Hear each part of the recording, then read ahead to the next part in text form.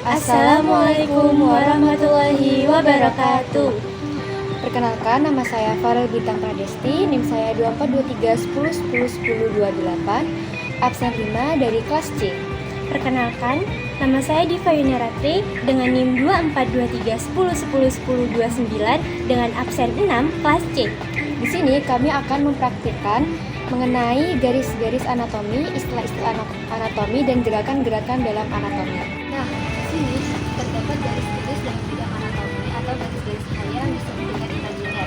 Yang pertama yaitu ada garis tengah atau garis sekitar, di mana garis ini melintas secara vertikal dari atas hingga ke bawah, membagi tubuh menjadi dua bagian, yaitu bagian kanan garis tengah dan bagian kiri sinistra. Kemudian yang kedua yaitu ada garis horizontal. Garis horizontal ini melintang di antara tubuh, membagi tubuh menjadi superior atau atas dan inferior atau bawah. Nah, yang ketiga adalah pembelahan sagital, membagi tubuh manusia menjadi dua bagian antara kanan dan kiri sejajar dengan garis tengah. Yang keempat adalah pembelahan koronal, membagi tubuh menjadi bagian anterior dan juga posterior. Istilah dalam anatomi. Yang pertama yaitu anterior. Anterior itu artinya lebih dekat ke depan. Contohnya lambung lebih anterior daripada limfa. Kemudian yang kedua yaitu ada medial. Nah, medial ini artinya lebih dekat ke bagian tengah. Contohnya jari manis lebih medial daripada ibu jari. Kemudian yang ketiga yaitu ada superior. Superior yaitu artinya bagian atas. Yang contohnya di mana hidung lebih superior daripada dagu. Kemudian yang ketiga yaitu dextra. Dextra atau bagian kanan. Kemudian yang keempat yaitu ada ventral. Ventral yaitu posisi lebih dekat ke depan daripada ruas tulang belakang. Kemudian ada internal. Internal yaitu bagian dalam. Nah, kemudian terdapat proksimal. Proksimal yaitu bagian yang lebih dekat ke pangkal tubuh. Contohnya siku lebih proksimal daripada telapak tangan. Kemudian selanjutnya itu ada parietal. Parietal yaitu adalah lapisan luar. Kemudian ada superficial. Superficial yaitu bagian yang lebih dekat ke atau ke permukaan. Contohnya yaitu otot kaki lebih superficial daripada tulang kaki. Kemudian selanjutnya itu ada horizontal. Horizontal itu adalah bidang datar. Selanjutnya ada transversal. Transversal itu adalah bagian yang memotong tubuh secara vertikal. Nah, selanjutnya yaitu ada posterior. Posterior itu lebih dekat ke belakang. Contohnya jantung lebih posterior terhadap ruas tulang belakang.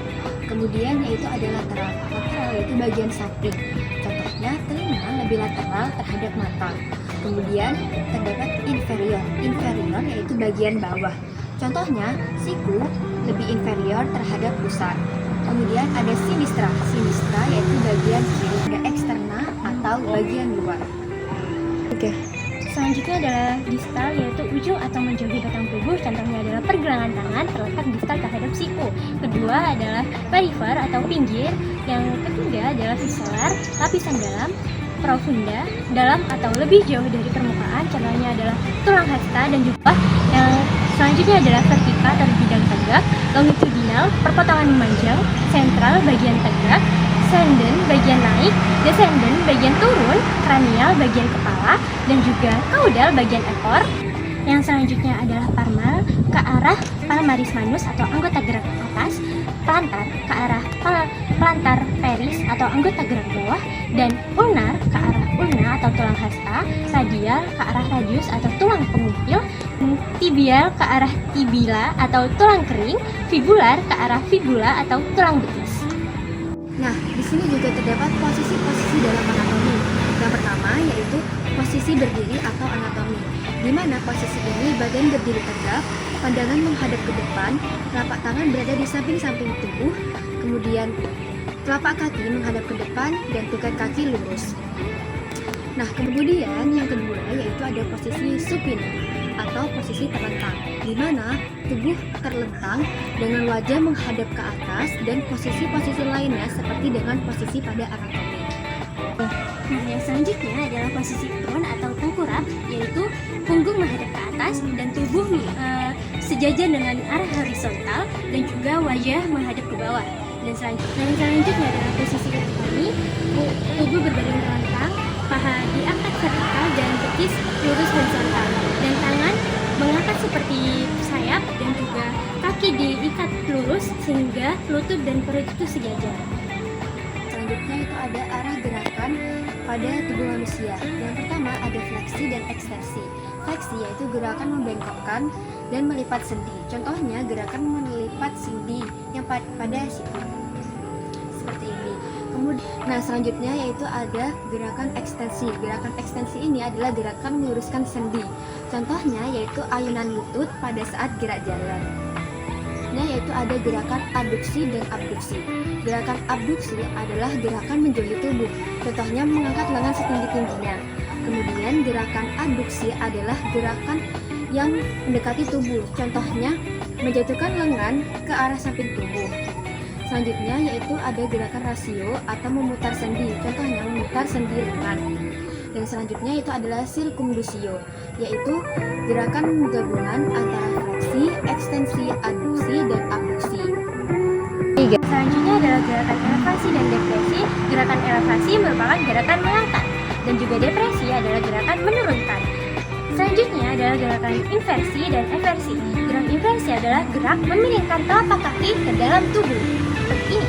Dan selanjutnya adalah eversi adalah gerak memiringkan telapak kaki keluar tubuh. Selanjutnya adalah spinasi dan prenasi. Spinasi adalah gerak mengangkat telapak tangan, dan prenasi adalah gerak menurunkan telapak tangan. Selanjutnya adalah endorotasi dan juga eksterotasi. Endorotasi adalah gerakan ke dalam pada sekeliling sumbu panjang tubuh yang bersendi. Contohnya seperti ini. Dan eksterotasi adalah gerakan rotasi keluar. Sumbu atau aksis gerakan. Yang pertama adalah aksis saginal, adalah gerak yang memotong garis gerak saginal dengan bidang gerak transversal. Yang kedua adalah aksis transversal, adalah garis yang memotong bidang gerak frontal dengan bidang gerak transversal. Yang selanjutnya adalah aksis longitudinal, adalah garis yang memotong bidang gerak median dan jalan dari atas ke bawah. Yang selanjutnya adalah bidang anatomi. Bidang median yaitu bidang yang melalui aksis longitudinal dan aksis saginal. Selanjutnya adalah bidang anatomi. Yang pertama adalah bidang median, yaitu bidang yang melalui aksis longitudinal dan aksis saginal dan mediosaginal. Yang kedua adalah bidang sagital, bidang pramedian. Setiap bidang yang sejajar dengan bidang mediosagital.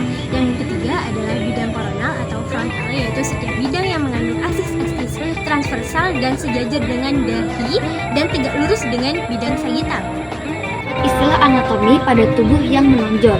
Contohnya pertama yaitu adalah prosesus. Prosesus adalah nama umum dari taju atau tonjolan. Kemudian yang kedua ada spina. Spina adalah taju yang tajam atau berduri. Yang ketiga yaitu ada tuber atau benjolan bulat. Kemudian juga terdapat istilah anatomi pada tubuh yang melengkung. Yang pertama yaitu ada fossa atau nama umumnya. Kemudian yang kedua yaitu ada sulcus atau alur. Yang selanjutnya adalah fossula atau fossa yang kecil. Dan selanjutnya adalah istilah anatomi yang menyatakan lubang atau celah. Yang pertama adalah foramen atau lubang, yang kedua adalah fissura atau celah, yang ketiga adalah prestura atau pintu, yang keempat adalah kanalis atau saluran. Nah, selanjutnya terdapat rongga-rongga dalam tubuh manusia.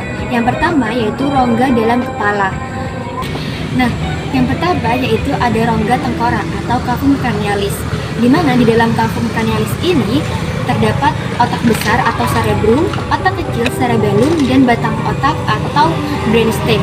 Kemudian yang kedua yaitu adalah rongga mata atau cavum orbital, yang dimana di dalam rongga mata ini terdapat bola mata atau orbita. Selanjutnya yaitu rongga pada tubuh. Yang pertama yaitu ada rongga dada atau cavum thoracis, yang dimana di dalam cavum thoracis ini terdapat paru-paru atau pulmo, kemudian ada jantung atau kardio, kemudian adalah pembuluh darah aorta, pembuluh darah vena cavum, pembuluh darah arteri dan vena pulmonalis, ada trakea, bronkus, dan esophagus.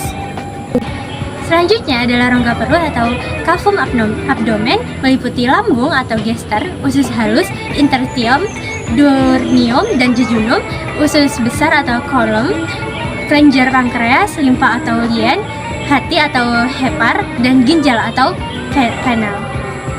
Terima kasih. Wassalamualaikum warahmatullahi wabarakatuh.